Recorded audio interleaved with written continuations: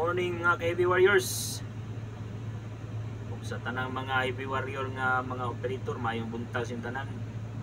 Sa akong mga followers, sa mga supporters nako nga diehard sa akong mga video nga ipang-upload. Daghang salamat sa inyo mga ka-warriors. Atong activity karon mga ka-warriors, backfilling taning folders para ni sa access agianan sa mga dump truck na mag-twisting mga ka-warriors. Amping ta mga ka-warriors atong tatagsa ka mga trabaho. Sa tanang mga warrior nga mga operator diri banda sa Bukidnon, mayong adlaw sa inyo tanan. Shout out sa inyo mga ka-warriors, amping mo sa kanunay sa inyong pagtrabaho.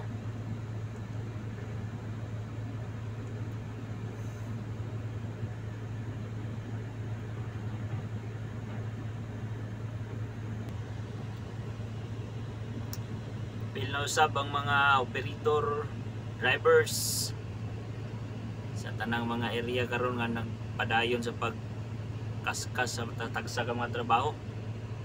Amping mong tanan mga ka-heavy warriors.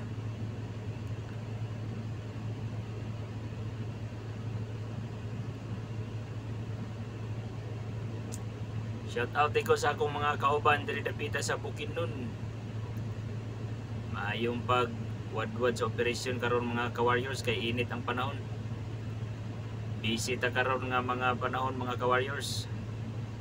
Kay good kay atong weather condition karon.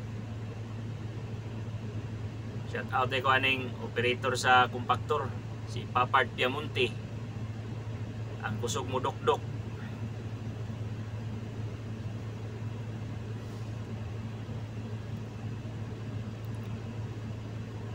Ni atong first activity mga ka-warriors, access road repair para dili na to sig balik-balik sa itong trabaho mga ka-warriors.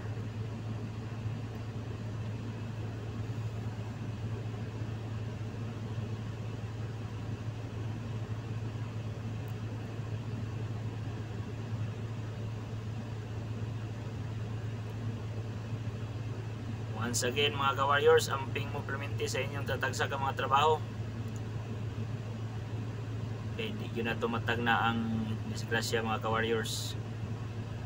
Amping sa kanunay mga ka-heavy warriors.